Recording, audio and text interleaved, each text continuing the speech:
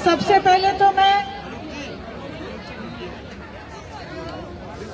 इस चाणक गांव की पावन, पवित्र और क्रांतिकारी धरती को प्रणाम करती हूं और इस धरा पे आए मेरे पिता तुल्य बुजुर्गों, मान और सम्मान के योग्य संघर्ष की साथी मेरी माताओं, बहनों, मेरे भाइयों और देश का उज्जवल भविष्य प्यारे बच्चों, मैं आप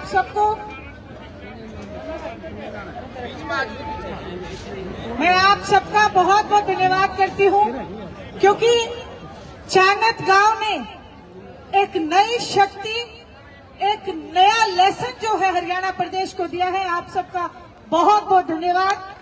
वहीं इंडियन नेशनल लोकदल पार्टी के सुप्रीमो और आप सबके, मैं तो यही कहूंगी, आज दिलों में वास कर रहे हरियाणा प्रदेश की ही नहीं बल्कि हिंदुस्तान की एकमात्र आस और उम्मीद आदरणीय अभय सिंह चौटाला जी, हमारे प्रदेश के, मैं यही कहूंगी, माजरा जी, जिन्होंने आज बड़े ओजस्वी भाषण से हम सब में ऊर्जा भरने का काम किया, वहीं इनेलो पार्टी को भी ऊर्जा देने का काम किया आदरणीय रामपाल माजरा जी, बहुत ही आदरणीय, और मेरे पिता तुल्य आदरणीय संपत सिंह जी, जिन्होंने इंडियन नेशनल लोकदल पार्टी के समय हमेशा फाइनेंस मिनिस्टर होते हुए हरियाणा प्रदेश को एक बहुत मजबूत प्रदेश बनाने का काम किया।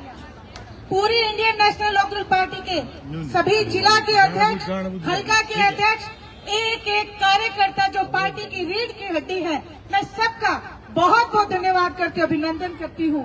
पूर्व में रहे एमएलए और हमारे मौजूदा एमएलए आदित्य देवीलाल जी और अर्जुन चौटाला जी का भी मैं बहुत बहुत धन्यवाद करती हूँ। देखिए, आज आप सब लोगों ने मुझे भाषण देने के लिए खड़ा किया है, लेकिन जो हस्ती हमारे बीच में बैठी है आदरणीय अभय सिंह जी चौटाला, इनके सामने भाषण देना सूरज को दीपक दिखाने के बराबर है। मैं तो आप सबसे एक प्रार्थना करने के लिए खड़ी हुई हूँ। आज जो हमारे साथ अन्याय हो रहा है, इस अन्याय को भूल मत जाना। आदरणीय चौधरी देवीलाल जी ने कहा था कि आप सब लोग मेरे संघर्ष के साथी हो, इस संघर्ष में साथ देना और मैं बुजुर्गों को 100 रुपए पेंशन दूंगा और जो किसान और मेरा वर्ग है उसके साथ खड़ा रहूंगा, किसानों को फसल खराबी का मुआवजा दूंगा। आदरणीय चौधरी देवीलाल जी ने अपना एक एक वायदा पूरा किया। उसके बाद ओम प्रकाश जी चौटाला ने हर गांव को मजबूती देने का काम किया। अगर गांव का राज अगर कोई ला सकता था तो आदरणीय ओम प्रकाश जी चौटाला ने गांव गांव में आकर गांव के लोगों को सम्मानित करने का काम किया। आज हालात ऐसे हैं कि आपके यहाँ के एमएलए बैठ के भाषण देते हैं, बैठ के प्रेस कॉन्फ्रेंस करते हैं, लेकिन जिस जनता ने उन्हें वोट देके इस लायक बनाया, उस जनता की तरफ उनका कोई ध्यान नहीं है। मैं तो आपसे यही कहूंगी कि आप सब लोग डट के खड़े रहें। खास करके आज ठाठा मारता आपका ये जो पंडाल है, इसमें मैं गर्व से कहती हूँ ज्यादा संख्या माताओं और बहनों की है।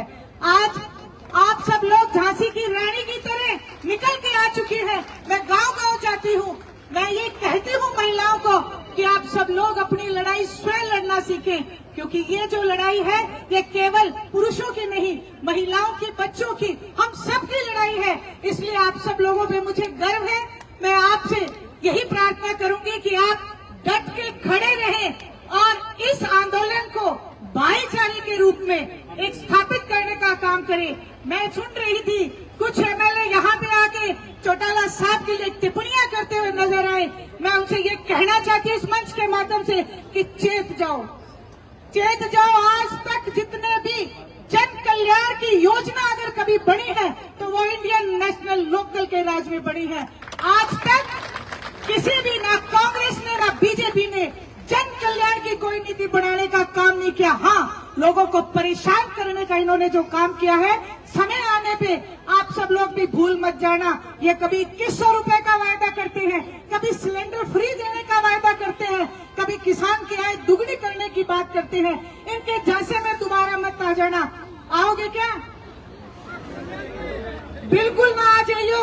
आपके बीच हरियाणा प्रदेश की जनता के लिए अपने पद तक की परवाह ना करके आप लोगों का साथ दिया है। समय आने में आप अभय सिंह जी चौटाला का साथ जरूर देना। ज्यादा बोल गई हूँ तो मुझे माफ करना। आप सबने मुझे बोलने का मौका दिया। पूरी कमेटी ने बोलने का मौका दिया। एक बात और कहूंगी, जितने मेरे पत्रकार भाई यहाँ पे खड़े हैं, आप सब लोग भी चिंता ना करें, हम आप लोगों के भी साथ हैं। आपका अगर कोई चैनल उड़ाएगा तो हम उसके लिए भी आंदोलन करेंगे। हम अपने चौथे स्तंभ की आवाज को दबने नहीं देंगे, हम चौथे स्तंभ को भी बुलंद करने का काम करेंगे। आपने मुझे बोलने का मौका दिया, आप सबका बहुत बहुत धन्यवाद।